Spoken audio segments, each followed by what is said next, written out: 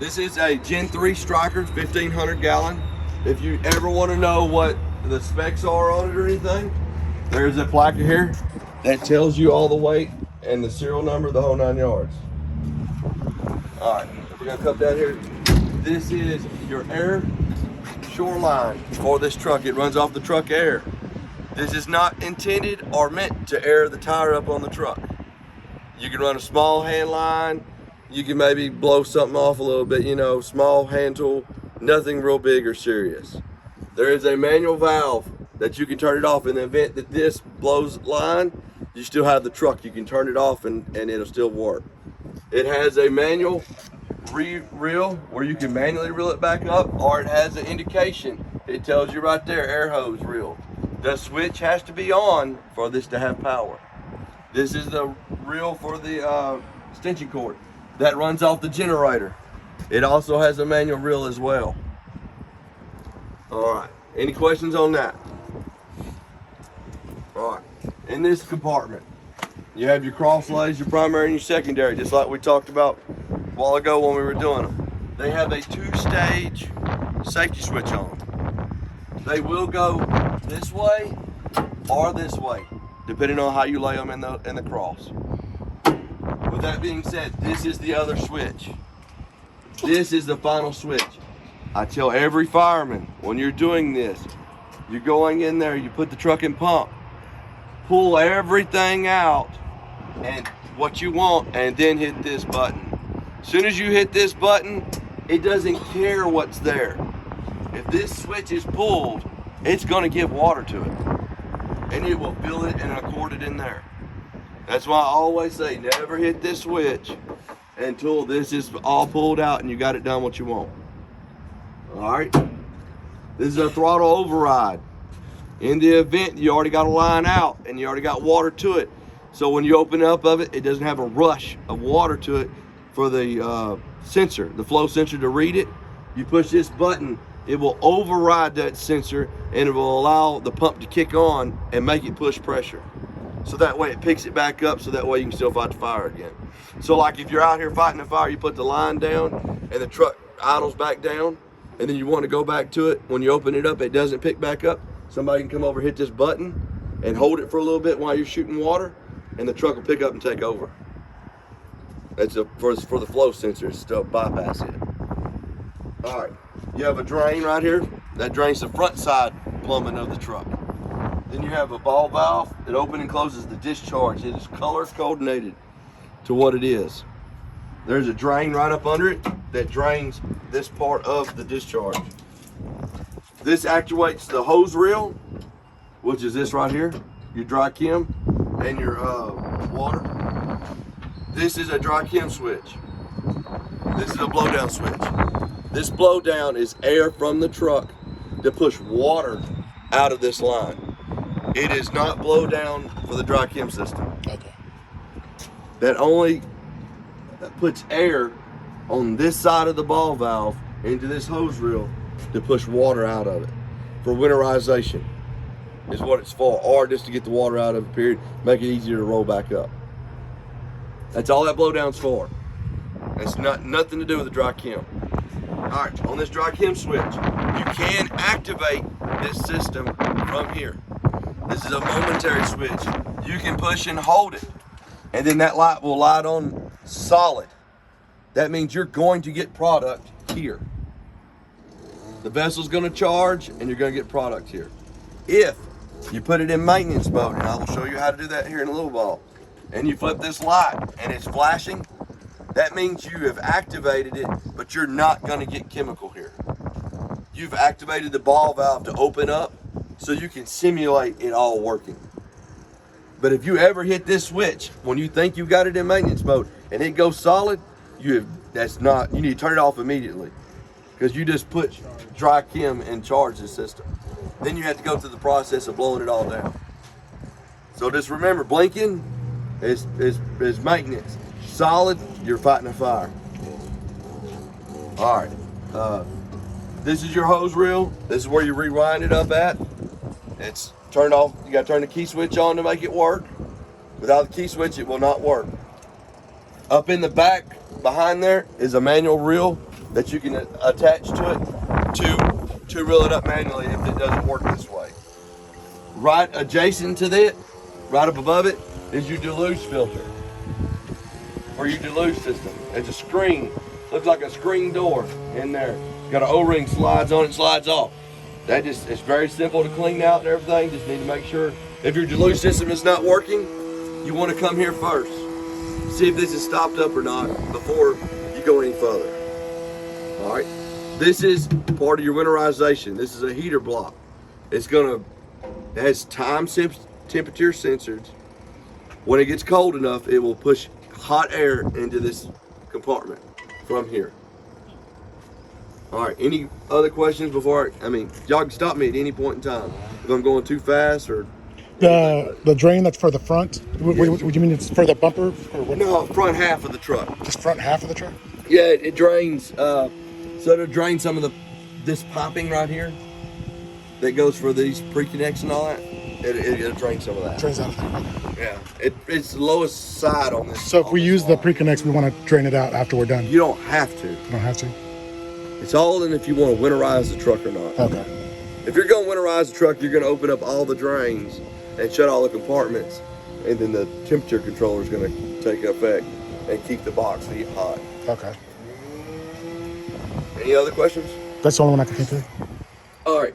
This right here is a metering system. This is going to meter the GPM flow of this truck. This ties into your econ system, which I'll talk about in just a minute. But I want you, since it's in this compartment, I want you to know exactly what it is. It's metering how many gallons per minute this truck is actually pumping. That's what that meter does.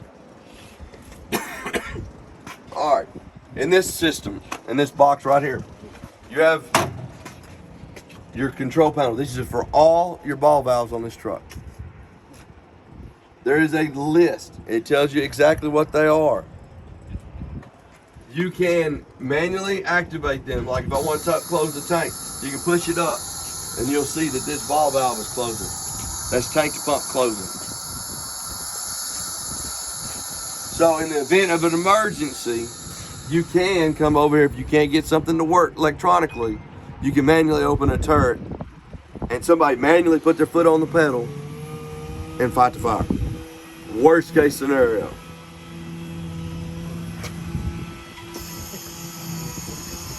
All right, any questions on that?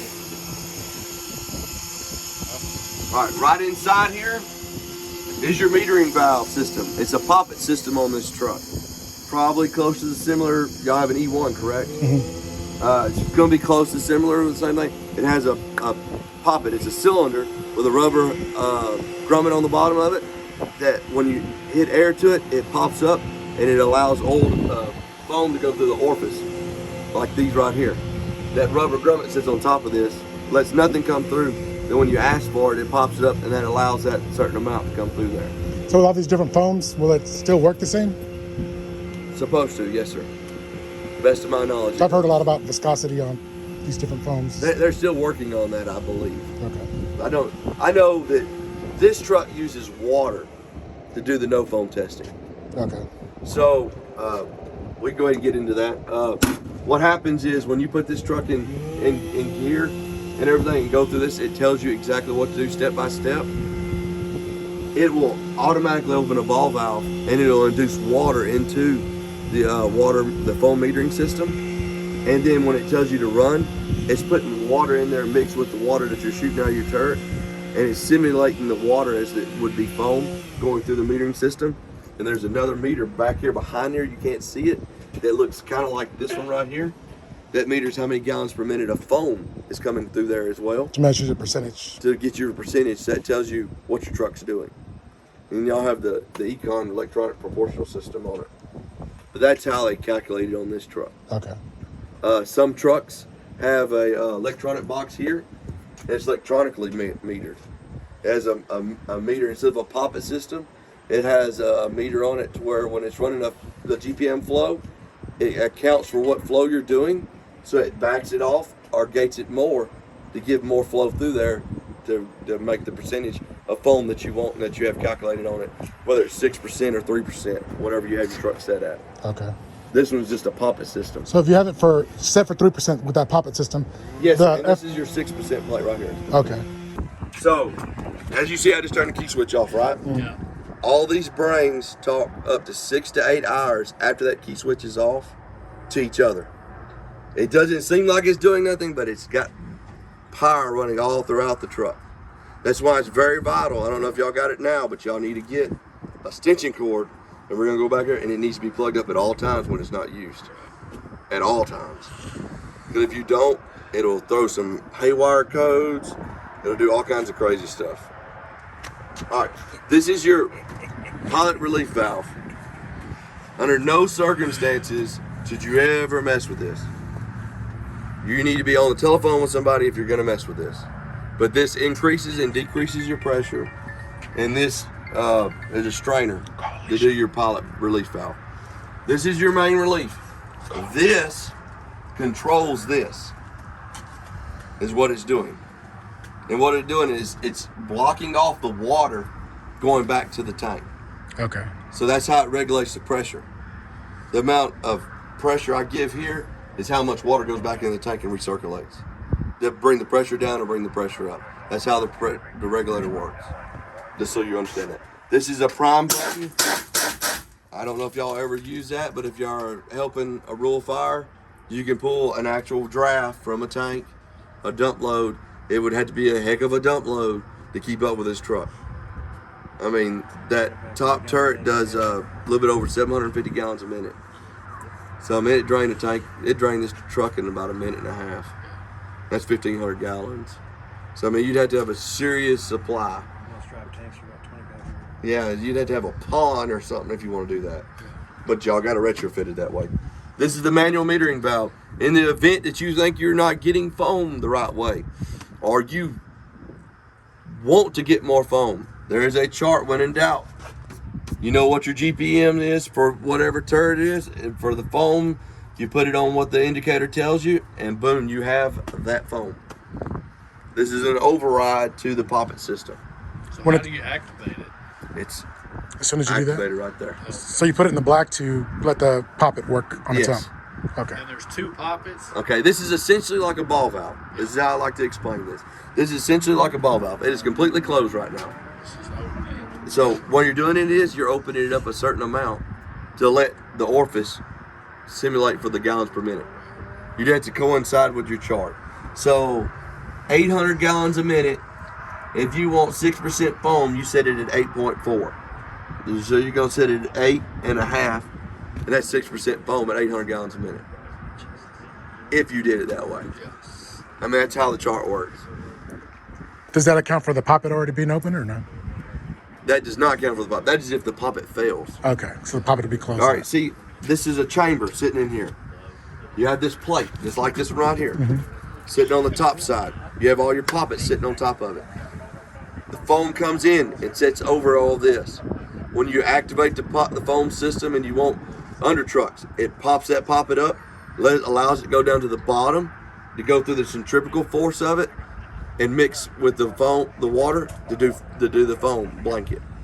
If this does not happen, this is tied to the top side as well. So when you open this, it allows the water flow of foam to go from the top side to the bottom side, to go to your centrifugal, to mix with the water to create your blanket. Okay. This is just going around the Poppet. poppets. Okay. All right, understand? Yeah. All right. This is the drain for that foam system. This drains the foam proportional valve. This is another master drain for this part of the water part. All right, then you have your water fills. You can do it from here, or you can do it from here.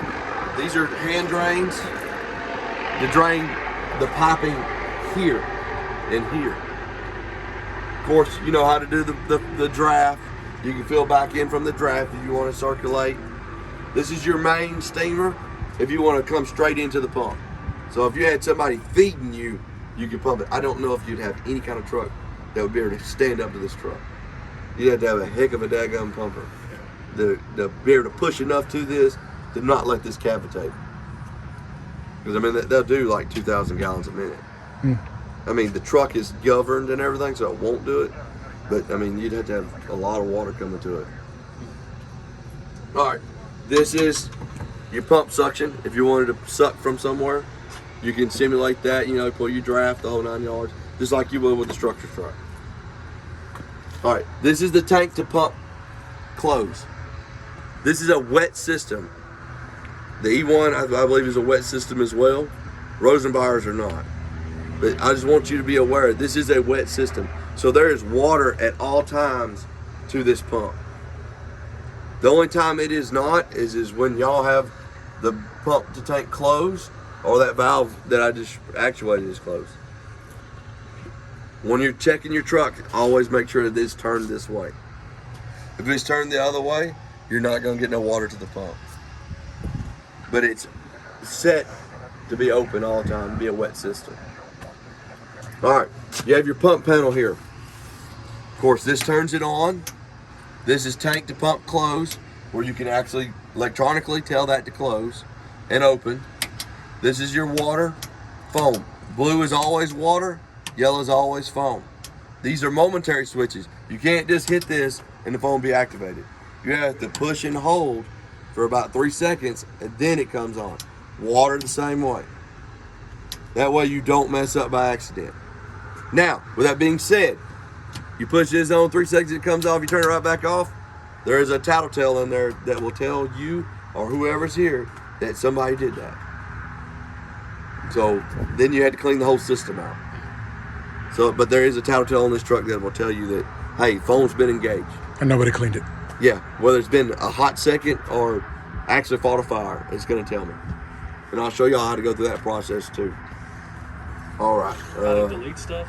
Sir? I said how to delete stuff? Yeah, that's correct. If you clean it out, it'll go away. Yeah, you know it. All right, this is your pump. It has a labeling right here that tells you what it is, model number, the whole 9 yards, serial number.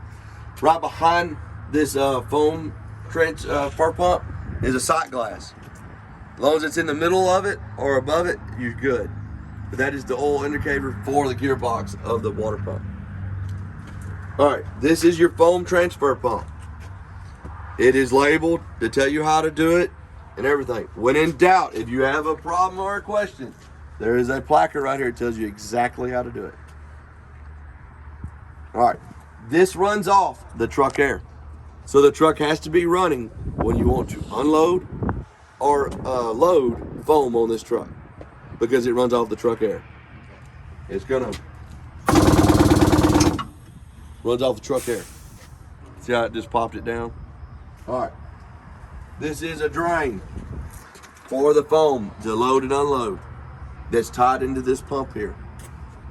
Make sure this valve is always closed when you're not using it, because gravity will take effect and it will come through that pump and it will come out.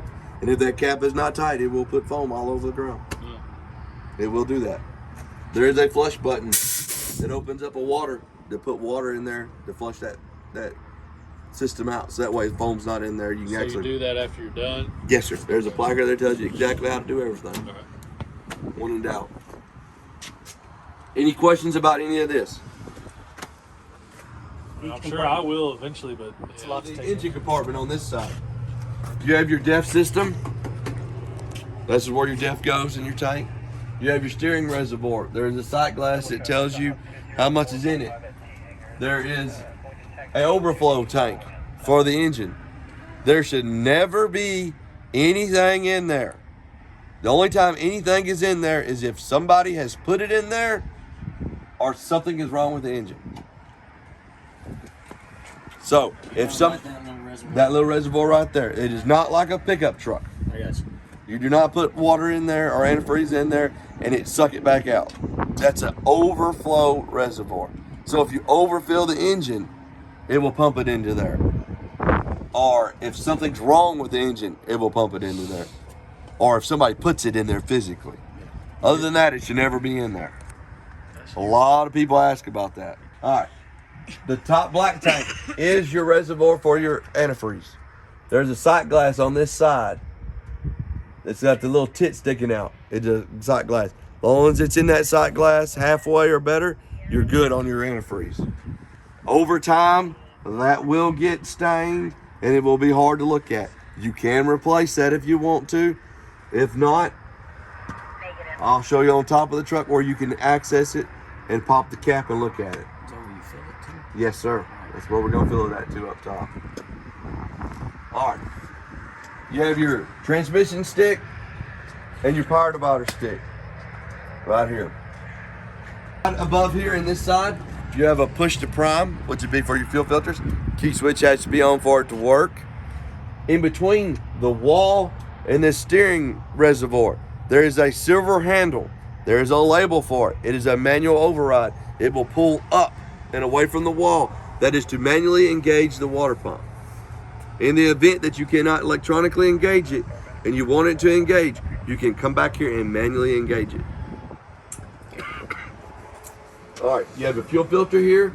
Then you have a transmission charge filter, and your power divider filter is up here on this wall. Now, does it tell you when you need to change that, or is that a mileage thing? It is a mileage hour base. I recommend no more than once a year. Do it at least once a year. It's an emergency piece of equipment. Yeah. You want it to be top notch. Okay. That's what we do. And in the event you were asking about what the oil was and all that, there's a placard on this wall right here. It'll tell you viscosity and what it's supposed to take in each reservoir. Right here on this side right here. All right, here on this inside, there is a switch to turn the light on and off in this compartment. That is adjustable. You can bend it down, bend it up, or whatever. There's another switch in here. It's called an operator inhibit switch. When you turn it on, there's a yellow light that will, or amber light, whatever your eyes see, will illuminate. That disables this engine. So if y'all like to pick and play with people, you can engage this and you go up there, the truck won't do nothing. You'll think something's wrong with the truck. Come back here before you call me. Or me. And make sure that it's not enabled. But if you want to work on the truck, that's how you disable it. Why would I need to disable it to work on the truck? If you're working inside here, all right, this is your engine PDP, main relay, and your transmission controller and your power divider controller. It's all right here. This is water resistant, not waterproof. Difference. Very different. You can splash it with water. You can kind of hit it with a water hose, but do not spray it with a water hose holding on it. It is waterproof, water resistant, but not waterproof. Like when we're washing the truck, we want to avoid. You can get water on it, but just don't hold the water hose on it. Yeah. It's one of them kind of deals.